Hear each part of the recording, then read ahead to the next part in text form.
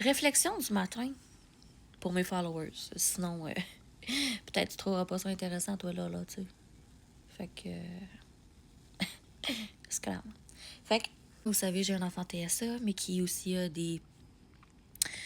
un contexte particulier là, de paralysie cérébrale qui rend tout plus complexe mis ensemble. Fait que hier, on était vendredi, on a manqué l'école parce qu'on avait un rendez-vous de suivi avec un pédiatre, le pédiatre de mon enfant. Puis, ce qu'il faut savoir dans le fond, c'est que ça fait plusieurs mois depuis l'été qu'on voit, non, bien plus que ça, là. Ça fait longtemps là, qu'on voit le pédiatre une fois par mois. Puis depuis décembre, on avait eu une pause à cause du temps des fêtes, de ses congés. Fait qu'on a sauté un mois. Puis ça, c'est un des sujets que je veux parler justement. Tu sais, je veux dire, je trouve ça tellement aberrant qu'avec le peu qu'on connaisse sur l'autisme, ils sont toujours pas capables de mettre en place des services où est-ce que nos enfants qui détestent sortir de leur routine ou de leur milieu puissent recevoir des soins à domicile, une évaluation à domicile. Ou tu sais quoi, aujourd'hui, ça aurait pu se faire par téléphone. Ben non, toi, faut que je sorte. Pour qu'elle examine mon enfant littéralement 30 secondes. Physiquement, là, un soin physique. Je comprends. Ça faisait 2 mois qu'elle l'avait pas vu. Je comprends. C'est juste que c'est pas efficient puis ça favorise l'épuisement des parents. Puis comme de raison, quand on est arrivé, mon fils était en beau crisse. Puis il s'est complètement désorganisé. Puis qu'est-ce qu'il fait, lui, quand il se désorganise? Ben, il s'automutile. Fait que je suis rentrée pour annoncer qu'on était là au rendez-vous en retard parce que bien difficile d'arriver à l'heure quand mon enfant est désorganisé, là, tu sais. Fait que, anyway, on a attendu. Heureusement dans la salle vide, mais quand même. Puis mon enfant, il hurlait, il était pas bien, j'avais juste envie de m'en aller. Là, après ça, le pédiatre m'a dit de rentrer dans le bureau, je suis rentrée, puis elle était comme « Ah, ça va pas bien, hein? » Puis comme... La crise a repris de plus belle. Puis là, il essaie de s'arracher les cheveux, il essaie de se griffer, il saigne du nez, il saigne des bras. Il a le front tout rouge parce qu'il est en train de tellement rentrer ses ongles dedans. Fait que comme d'habitude, je sacrifie mes mains, je prends ses mains, puis il me fait mal. Parce que je veux qu'il ne se fasse pas mal à lui. Eh oui. Fait que je suis près de mon fils, je suis accroupie au-dessus de son fauteuil roulant. Puis je chuchote, puis j'attends que ça passe. Puis je pleure avec lui.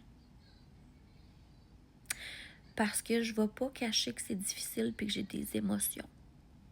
Quand mon enfant est en détresse, depuis des années, m'a pleuré avec. Fait que j'étais avec mon enfant, puis je pleurais avec lui. Silencieusement, doucement, je pleurais avec lui. Mais bref, c'est pas contre la pédiatre, c'est pas... Elle a super bien fait ça. C'est juste que elle m'a regardée puis elle m'a dit « Tu penses pas qu'on pourrait y mettre de la musique? » Ou puis je suis comme... S'il y a pas de musique là, c'est parce que je sais qu'il y a rien à faire rendu au stade où ski. Que si je rajoute de la musique, ça va être un stimulus tellement plus élevé que ça va tout rendre pire encore. Fait que je chuchote à travers les hurlements de mon fils à la pédiatre. Quand il est comme ça, il n'y a rien à faire. Puis elle a compris le message. Elle a continué ses affaires sur l'ordinateur, puis j'ai continué à consoler mon fils du mieux que je pouvais en pleurant avec lui. Puis, contre toute attente, le rendez-vous a pu avoir lieu. Mais il y a des cas où est-ce que ça revient pas après 20 minutes. Comment qu'on est censé avoir un service de qualité si je suis pas capable d'avoir un entretien, une conversation sur la santé de mon enfant quand c'est à ça qui sert le rendez-vous? C'est pas normal, c'est pas efficient, puis ça favorise et alimente l'épuisement des parents puis la mauvaise communication. Sur des choses aussi essentielles que la santé d'un enfant qui n'est pas capable de communiquer ses besoins de base. Mon enfant est non-verbal. C'est ça que je dis quand je dis que le système est froid puis désuet. Il prend pas en considération les besoins des usagers des services parce qu'il se penche absolument pas sur notre réalité. Fait que moi, je dis, ma rébellion douce, c'est vous voulez pas voir de mère hystérique, vous voulez pas nous voir pleurer. Je vais pleurer fort. Je vais pleurer fort avec mon enfant. Parce que c'est pas normal qu'il y ait autant de détresse et que personne soit capable de nous aider. Pense-y. Comment ça se fait? Moi, j'ai un enfant de 8 ans, là. TSA, non-verbal, qui a beaucoup de potentiel, puis c'est difficile d'avoir de l'orthophonie pour lui. J'ai strictement rien à domicile non plus par rapport à la stimulation du langage. Comment ça se fait qu'on n'a pas accès à des thérapies de communication?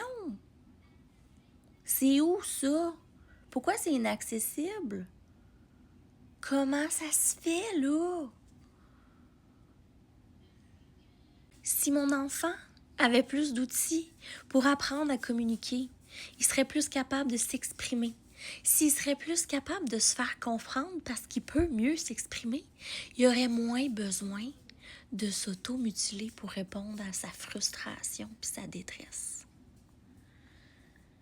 Puis je suis ici, cernée, comme c'est pas possible, à essayer de trouver l'énergie nécessaire pour être une bonne mère, pour apprendre ça à mon fils sans aucune expertise professionnelle ni accompagnement. Ça cloche. Je comprends pas pourquoi j'ai pas une équipe multidisciplinaire autour de moi pour accompagner mon enfant, parce que là, l'avenir, il est terrifiant. Mais moi, faut que je retourne travailler, là. Hein? Il faut que je fasse rouler la roue de l'économie, là, puis que je contribue à la société. À toutes mes mamans proches aidantes, peu importe ce que tu fais, parce que t'es une femme, ils vont dire que t'es hystérique. Fait que tu sais-tu quoi? Pour notre rébellion douce, là, pour commencer tranquillement 2026, ben maman, pleure, puis pleure fort. Soyons hystériques ensemble. Ça va faire changer les choses. Et j'ai eu une petite idée avec mon cheveu blanc qui trahit mon âge. Mais quel âge? Quel âge j'ai? 78 ans! Anyway, je voulais dire que j'ai une idée. Si ça vous tente, envoyez-moi donc un texte que vous prenez le temps d'écrire. Tu sais, je veux que ça vous fasse du bien, que ce soit comme une thérapie. Là, tu comprends-tu? Tu mets sur papier, c'est quoi ton histoire? Qu'est-ce qui t'est arrivé? C'est quoi qui a ton enfant? C'est quoi maintenant ton rôle et tes responsabilités en tant que parent proche aidant, homme comme femme? Puis de façon anonyme, je vais partager ton témoignage. Ça va m'aider à faire entendre la voix des proches aidants, mais surtout des familles à besoins particuliers. C'est des besoins complexes, puis on est mal représentés en ce moment.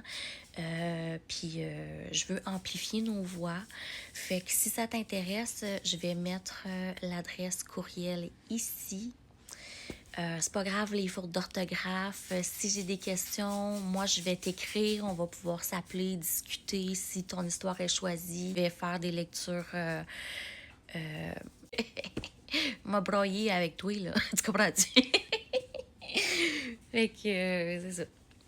Si ça t'intéresse, c'est slow, là, c'est lourd.